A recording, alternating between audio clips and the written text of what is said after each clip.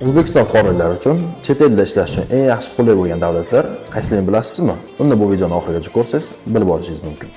Birinchi davlat bu o'sha hamma bilgan Litva. Litva davlatini vizasini olish boshqa davlatlarga qaraganda osonroq bo'lganligi uchun bu davlatga borib ketishingiz muddatlari ancha tezroq.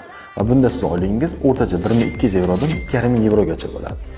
Keyingi davlat bu Serbiya. Nimaga Serbiya? Chunki Serbiyada siz maksimum 2 oyda ketishingiz mumkin bo'lgan davlat bo'lib, bu davlatda o'rtacha oyligingiz 700 yevrodan 1200 yevrogacha bo'lishi mumkin. Va eng ko'p o'zbekistonlik fuqarolarimizni kuzatishingiz mumkin bo'lgan davlat bu Serbiya. Uchinchi davlat bu Latviya. Bu davlat afzallaridan biri bu Yevropa hududiga hisoblanishi kerak. Bundan tashqari o'rtacha oyliklar 1200 yevrodan 1600 yevrogacha. Va oxirgi davlat bu Bolgariya.